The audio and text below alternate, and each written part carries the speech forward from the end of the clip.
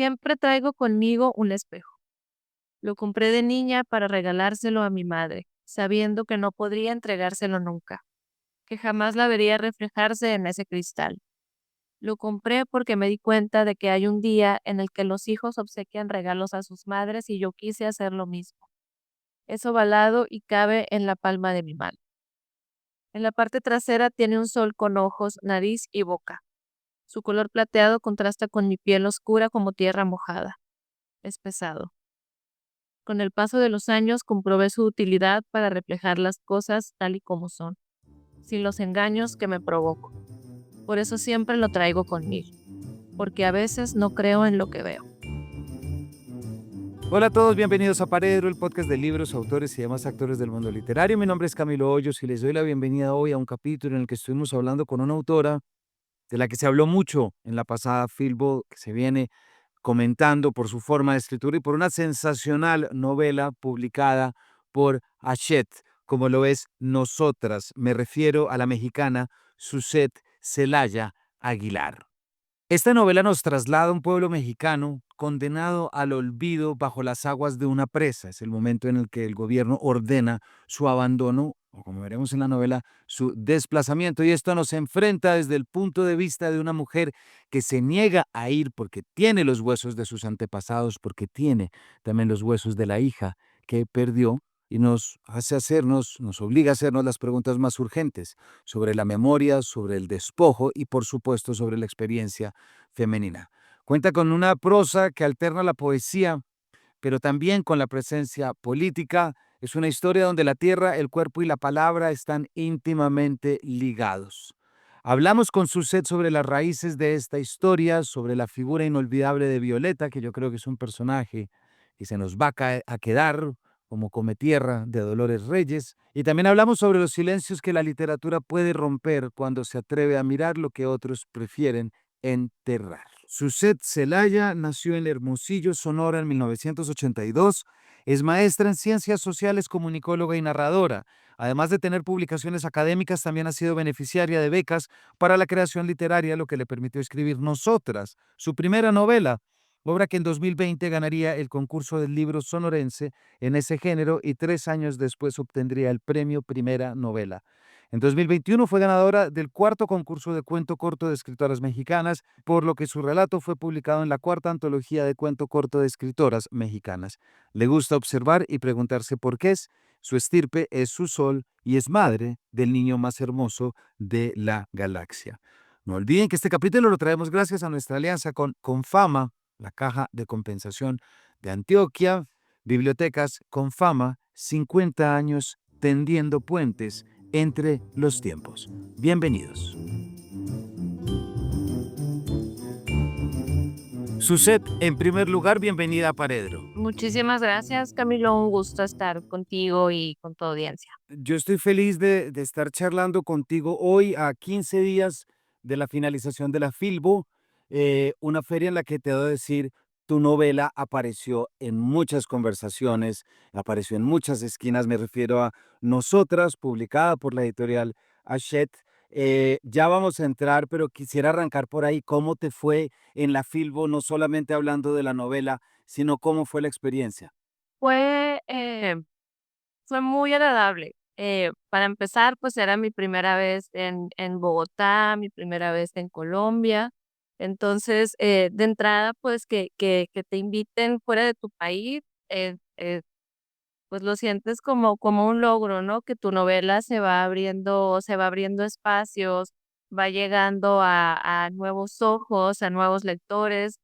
La feria en sí me pareció maravillosa, me encantó, bueno, es inmensa, pero muy organizada, muy cómoda de caminar, por lo menos los días que estuve ahí, que fueron en 3 semanas. Me gustó mucho que tuviera una carpa en donde uno pudiera escuchar y ver expresiones culturales de Colombia, porque yo he comentado en otras ocasiones que a veces uno viaja tan rápido que está en ciudades y no alcanza a ver y a conocer mucho. Entonces, yo como extranjera, como foránea, agradecí escuchar, ver bailables, instrumentos que no hubiera podido tener, o sea, oportunidad, a menos que me hubiera quedado ya a turistear, ¿no? Pero en realidad fui a la presentación y regresé, entonces eso lo vi como un plus y algo muy interesante que tiene la feria.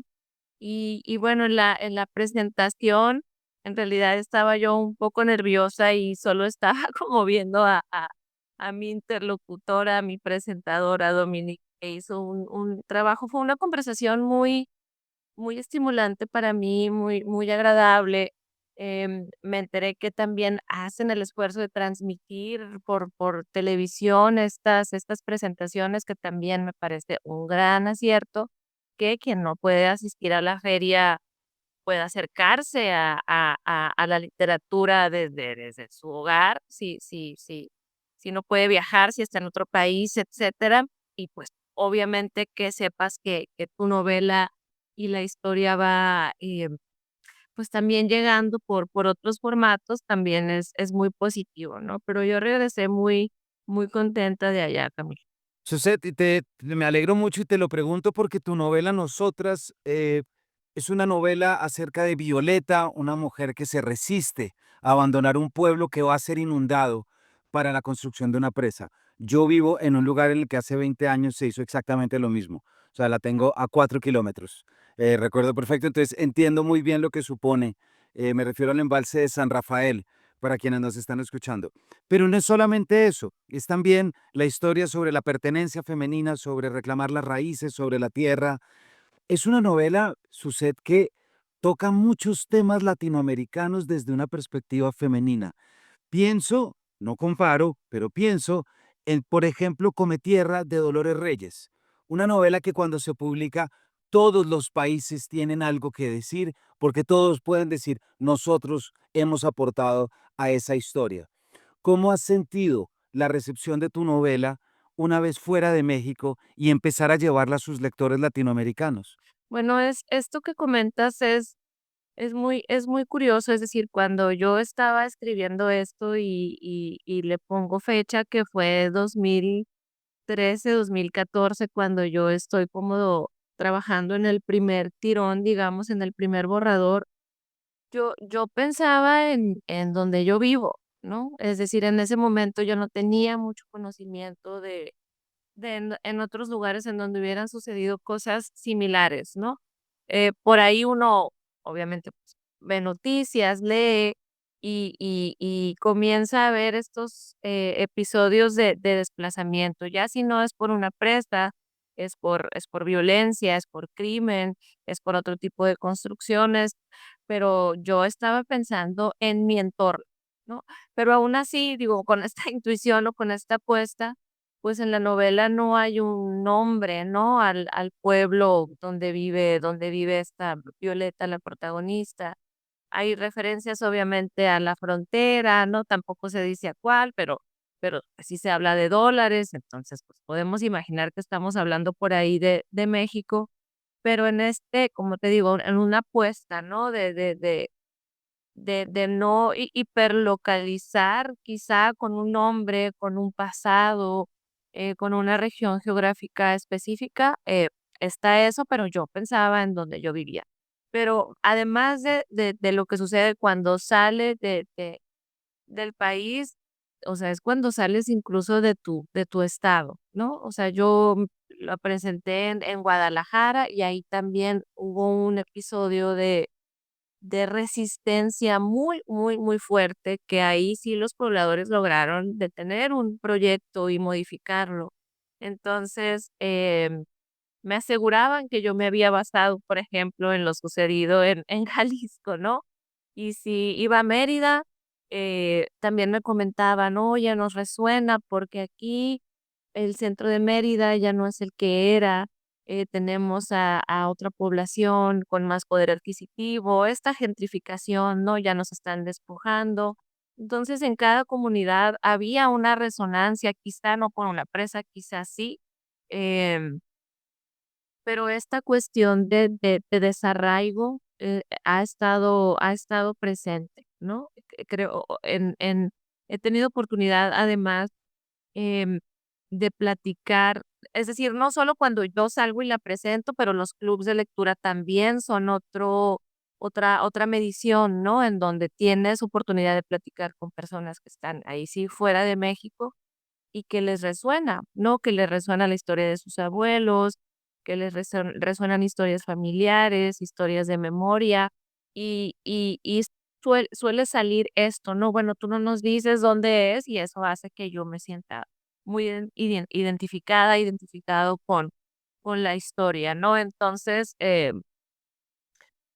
digo, como autora es muy positivo que el lector, eh, logre una identificación, pero como lo he comentado en otras oportunidades, pues el trasfondo de violencia y de despojo, pues no tiene tanto de positivo, es decir, pues que tantas poblaciones se identifiquen con eso, pues ahí es donde está como la reflexión. Pero ahí hay una cosa, Suset, muy interesante para que la audiencia nos entienda muy bien.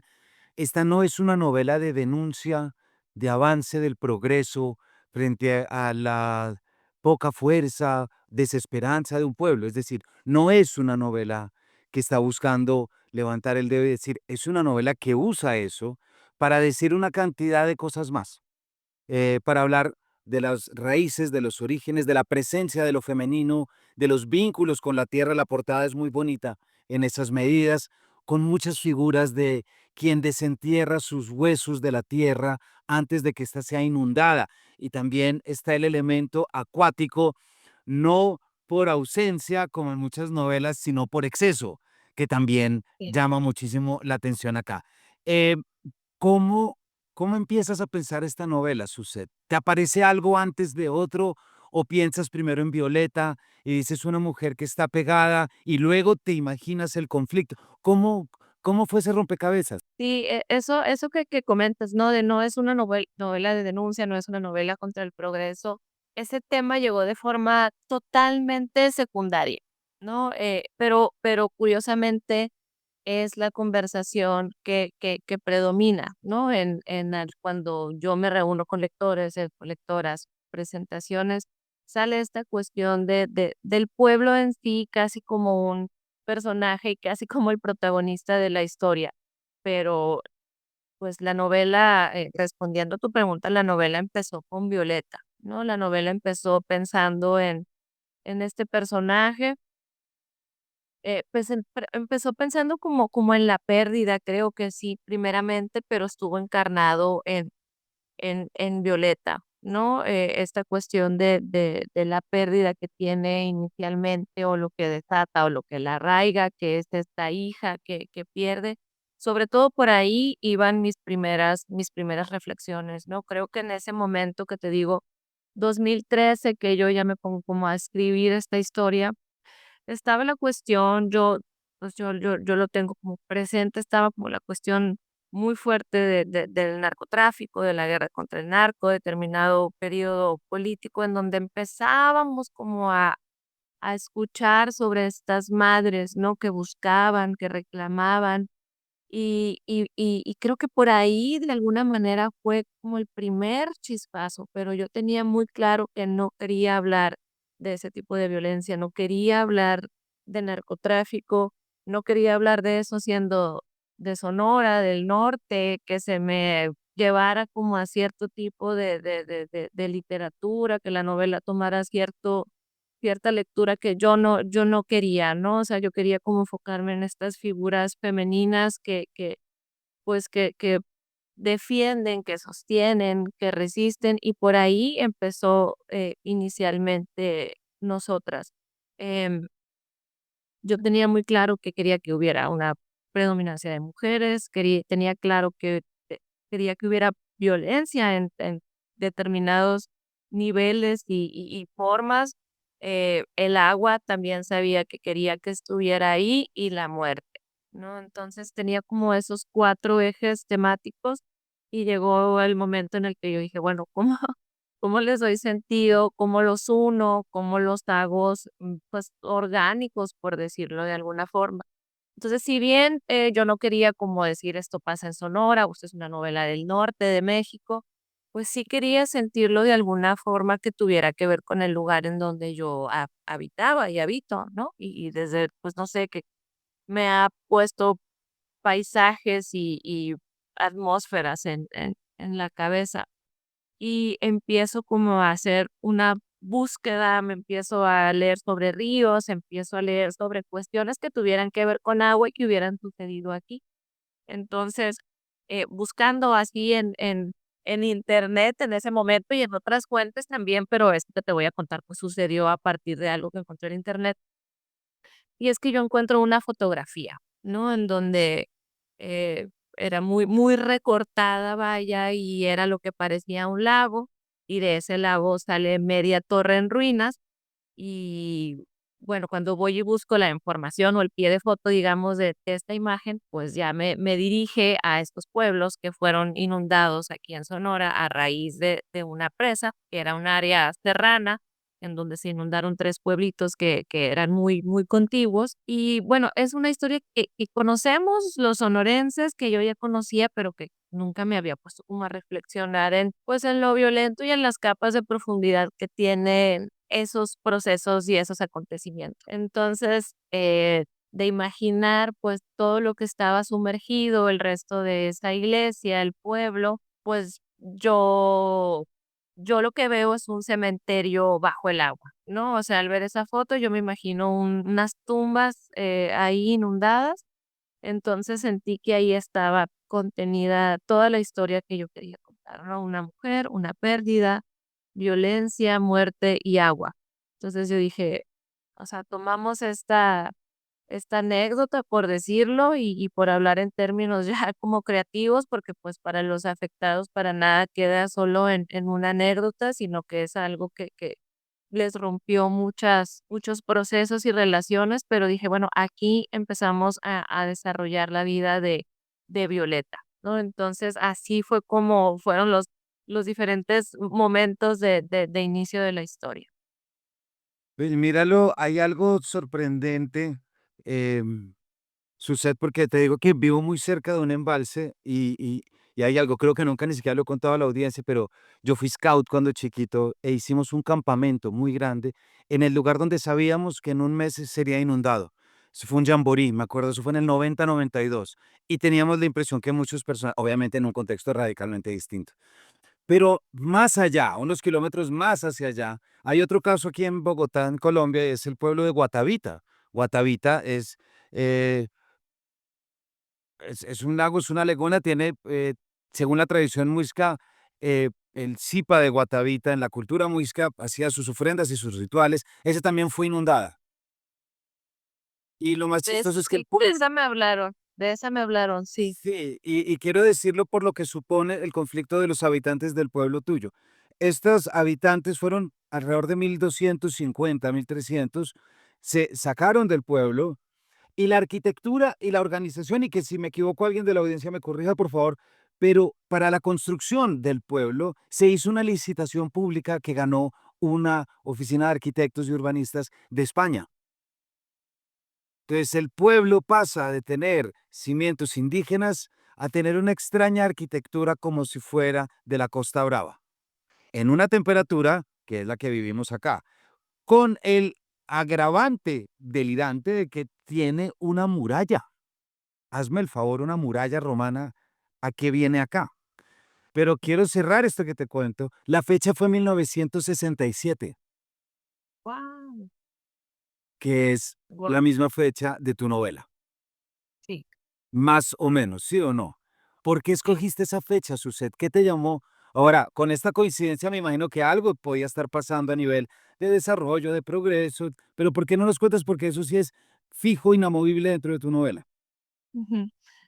Justo tiene que ver con en los años en los que sucedió esta inundación aquí. Aquí, que el pueblo, la presa empezó a andar ya formalmente en 1964 y serían años antes, no sé, 4 o 5 años los que se les avisa a las personas que se va a construir una presa, se va a construir una presa, y había mucha incredulidad, ¿no? Es tan duro y tan y tan insólito que un pueblo pueda ser inundado, que los pobladores nunca lo creyeron y nunca, no intentaron salir antes, ¿no? Entonces, llega esta fecha y yo por esta cercanía y elijo como este ligero desfase de unos cuantos años del suceso real, pero México en ese momento, pues sí estaba en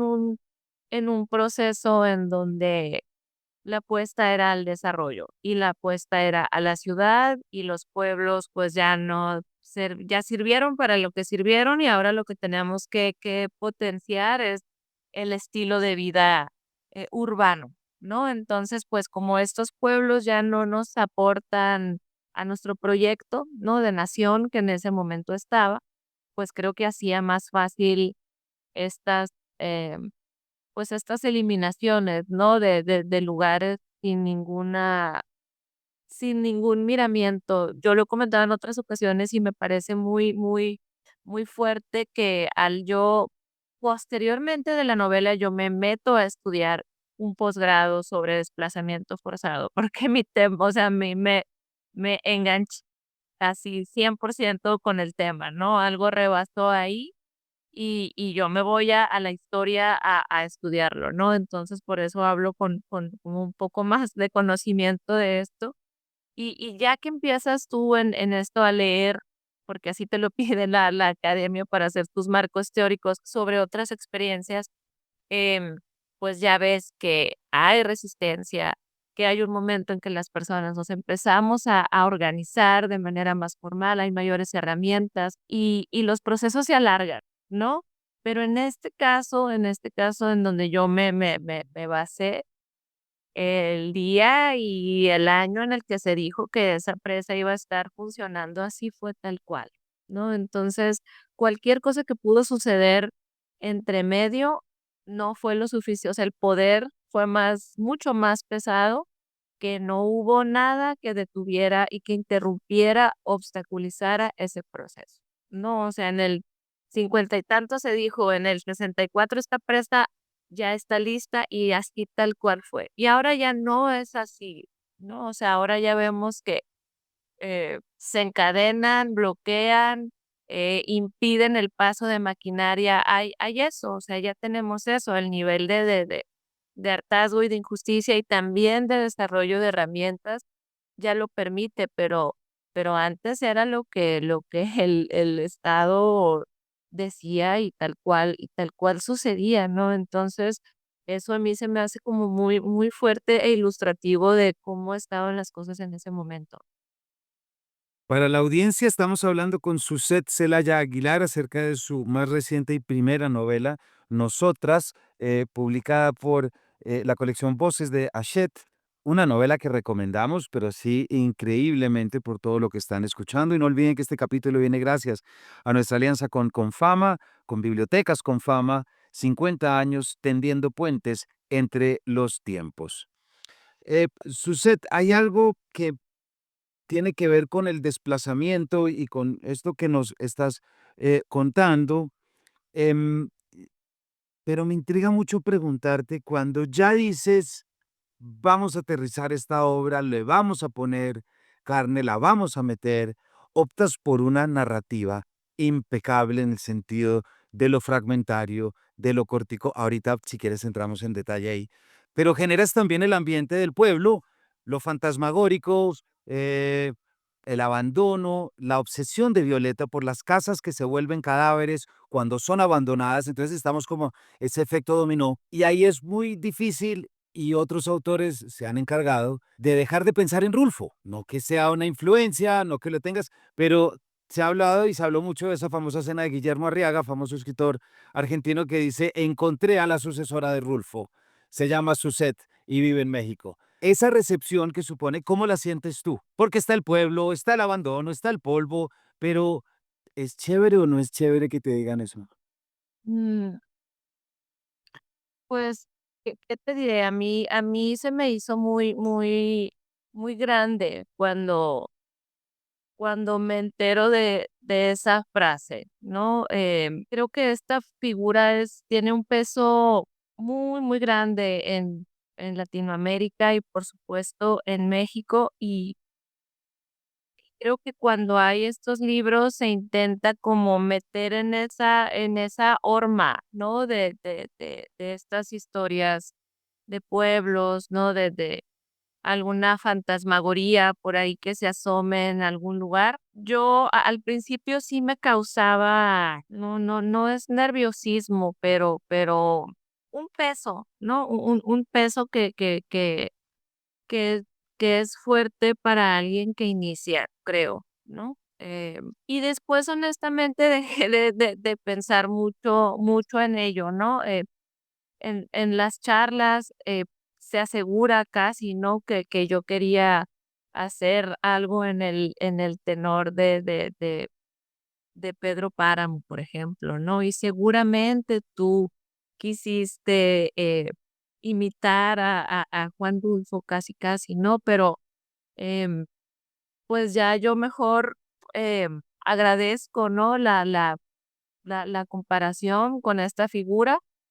Sí me parece que puede traer que se espere que yo siempre vaya como por esos temas o por esos ambientes, ¿no? Y no necesariamente, pues, va a ser así, ¿no?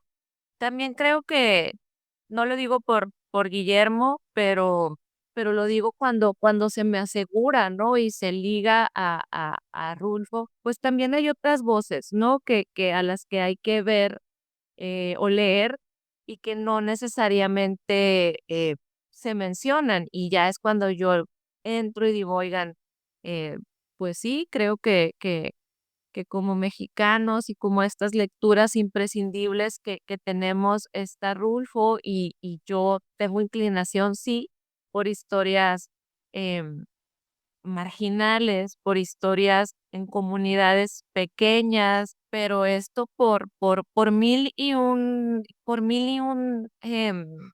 razones, ¿no? No necesariamente por haberlo leído en tal o cual autor.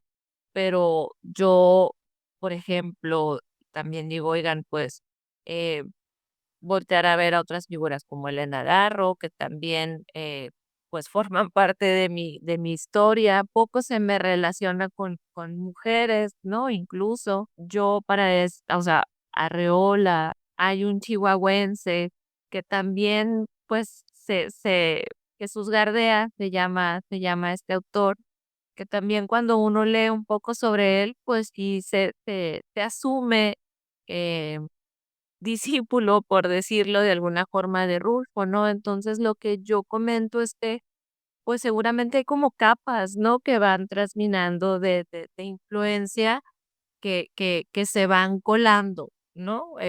Por mis intereses lectores inicialmente, porque obviamente fui lectora en un inicio, pero como te digo, Camilo, o sea, agradezco la comparación, ya pues quien decida si ahí hay algo, pues está en su total libertad, pero también hay otras voces que a mí me influenciaron, ¿no? Y creo que, pues te digo, tiene que ver con que Rulfo está como para muchos lectores, pero quizá una Elena Garro, un Jesús Gardea, una Arreola, un Ibargüengoitia, te puedo decir, no están, ¿no? Y que también para mí fueron piezas, pues, muy importantes en mi formación y en cómo empecé a percibir la lectura, y sobre todo para esta novela, yo saco a relucir la bandera de Jesús Gardea, ¿no? Que al ser chihuahuense y al leer cómo habla de una tierra que a mí me resuena mucho más que un Comala, por ejemplo, una tierra desértica del norte totalmente, y hacerlo de una manera tan poética, yo dije, okey, o sea, se puede hablar de este lugar que a mí siempre me han dicho: "No hay nada, no pasa nada, no sucede nada, está seco, no hay agua", ¿no? Sí podemos hablar de otra forma de este lugar desértico y aparentemente inhóspito y casi casi que te expulsa cuando llegas, ¿no? Em, pero trato de no darle muchas vueltas a esto de Rulfo, ¿no? Porque sí pienso que para iniciar y que te señalen así con esa figura, pues sí es un peso. Sí, además trae siempre otro tema, otro arsenal de cosas y creo que las acabas de decir y es la perspectiva completamente femenina de tu relato. Es decir, ahí ya hay algo que sale y aquí quiero que nos metamos en Violeta. Es decir, en esa percepción, porque entrados a encontrar los filiales, entonces sería Violeta, la Pedro, la Juan Preciado, ¿no? Y el relato desde la tumba. Hay cosas que llaman, por ejemplo, ese momentico en que Violeta eh, se parece muchísimo a Dorotea en algo que el lector ya va a ver y sabrá, pero me intriga mucho un elemento que yo creo que es de los que yo más disfruté, que es esa mirada poética de Violeta.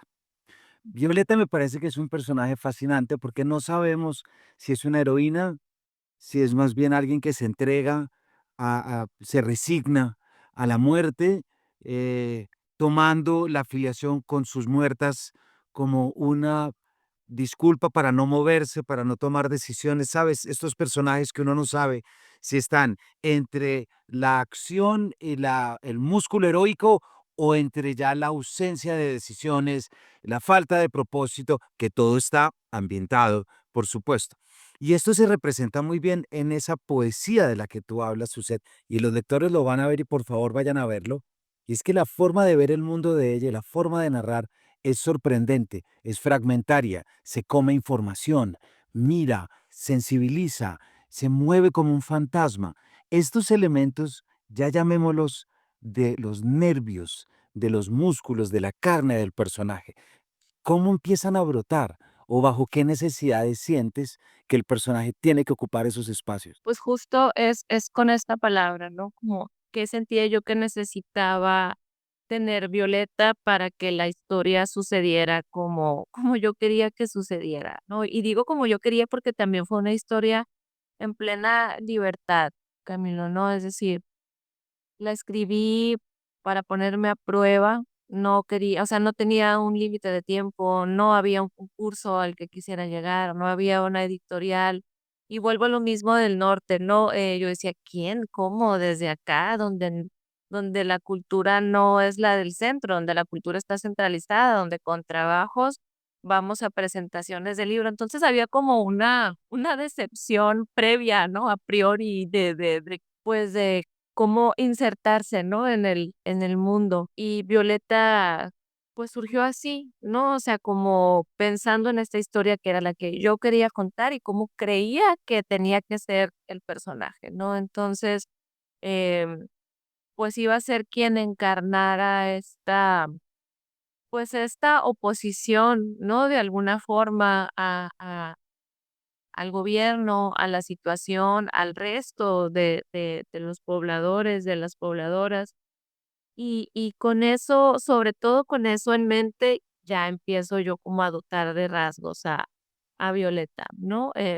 Bueno, dije yo, eh, vamos a ponerla de entrada ya con cierto carácter, también con cierta decepción, ¿no? Y con cierta muerte ya por dentro, ¿no? En el sentido de, pues no hay nada más que perder si ya se perdió absolutamente todo, ¿no? O sea, ¿qué más da si me le planto a un gobernante? ¿Qué más da si digo, si me niego, si no quiero salir? Pero también parte de esto, ¿no? Ya de una verlo, pues de que lo que más quería ya no estaba, ya no iba a poder estar, ¿no? Y sí hay como más bien, o mi lectura sí es más bien pues de más tirándole a una acción, ¿no? Algo que no hizo en su vida, más bien su vida antes de eso era pues estar como en un limbo, ¿no? Bueno, se muere mi abuela, se muere mi abuelo, ya se murió mi hija, no tengo madre, no actúo. Y justo era eso, ¿no? O sea, yo lo vi como una culpa que yo descubrí también cuando me convierto en madre, que el convertirme en madre en este proceso que tomó del 2013-14, que termina la historia, al 2020, que gana el primer concurso en esos años, yo me convierto en madre y mi comprensión del personaje también cambia. No cambia la historia, pero cambia la comprensión de mi personaje, ¿no? Yo dije, ok, no entendía. O sea, aunque es muy curioso, ¿no? Uno crea a los personajes, uno los pone a actuar, uno los está escribiendo, pero hay un momento en el que sí pasa eso, que ya una acción se encadena y se va por un lado. Es muy bonito, pero en un momento yo dije: "Ya no entiendo a Violet, ¿por qué no se va? ¿Por qué no se va?", ¿no? O sea, ¿por qué no se va? O sea, entiendo, está su dolor ahí, pero ellas ya no van a volver. ¿Por qué está detenida? ¿Por qué está tan enraizada? Vaya. Y es hasta que yo me convierto en madre que me empecé a ver detenida también, ¿no? Porque si escribía, me sentía muy culpable, si hacía otra cosa que no era estar con mi hijo, me sentía muy culpable, y si estaba con mi hijo, a veces mi mente estaba en otra cosa, quisiera estar escribiendo, entonces yo estaba también detenida, ¿no? Pero es esta culpa materna tan dura y tan, creada también por la misma sociedad, y que yo empiezo a experimentar y dije: "Oh, no, es que es Violeta culpable, responsable de una muerte de la que no fue responsable", sobre todo eso de sentir que, pues, en tu cuerpo fue la tumba de tu hija, ¿no? Que debe ser durísimo, experimentar, dar a luz a un ser que ya no vive. Entonces, cuando yo tengo claro eso, te digo, la historia no cambia, pero mi entendimiento de Violeta sí, y ahí es donde yo digo, ya entendí, ya la historia ya está lista. Em, pero por eso la veo más, ya que yo experimento eso, yo ya la veo como más tomando una decisión y no vivir em, a expensas de lo que las mujeres del pueblo le hacían sentir, de su propio dolor, de la abuela, y dice, yo me quedo, o sea, yo decido y me quedo porque ya morí hace mucho, ¿no? O sea, ya morí hace mucho y yo lo que quería era cumplir esta promesa, ¿no? De yo contigo, hija, pues yo traje tu final y mi final es contigo, ¿no? Y así fue, o sea, con esas necesidades fue cambiando, por supuesto, el personaje a lo largo de la historia, porque al inicio yo recuerdo que era rudísima, pero rudísima, no daba la más mínima oportunidad a cualquier vulnerabilidad, ¿no? Pero luego entra Lina y de alguna manera tiene la forma de experimentar de alguna manera el cuidar de alguien, ¿no? Y medio se suaviza ahí en algunos momentos. Em, pero sí fue un trabajo, ¿no? Pero conforme la historia avanzaba, pues íbamos también ahí ajustando a Violeta, pero más que todo era su fortaleza, pero también jugando pues con esta duda que ella tenía siempre de sí misma, me interesaba que dudara, ¿no? Que no siempre fuera como la súper segura, la que sabe todo, y por eso el machete, ¿no? O sea, pues un machete no necesariamente es que quieras atacar, sino que también es una vulnerabilidad porque te sientes expuesta, perseguida, era una defensa, ¿no? Que ella en algún momento se sentía que podía ser atacada, como jugar con eso, ¿no? En algún momento le llega una pedrada que no sabemos de dónde. Entonces, era como jugar con estos posibles ataques que ella podía sentir. O igual el elemento del espejo, em, pues también es esto, ¿no? Ahí yo intenté darle como esta cuestión como emocional, porque pues es algo que compró para su mamá en un 10 de mayo, que es cuando celebramos el Día de la Madre, aún sabiendo que jamás iba a tener la oportunidad de participar en ese ritual, o sea, ni con su abuela ni con nadie, ¿no?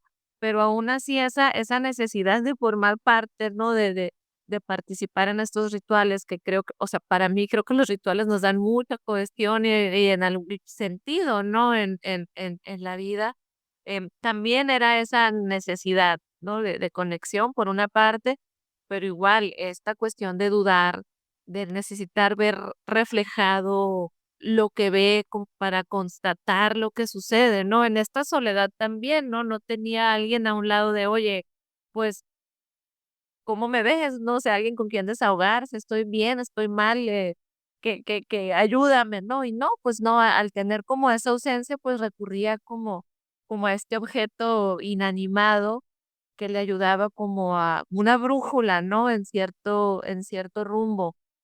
Pero pues así más o menos fui construyendo a Violeta, ¿no? Como con cierta fuerza, también pues mucha desazón, eh, temerosidad, ¿no? Porque, bueno, la cuestión femenina ahí está y yo creo que todas las mujeres pues vivimos con miedo, ¿no? O sea, si yo salgo en la noche, pues no ando así en la inconsciencia, ando más bien como Violeta, con un machete imaginario quizá, ¿no? Y esperando que no llegue algo que yo no esté viendo, pues, ¿no? Entonces también por ahí es esta construcción, ¿no?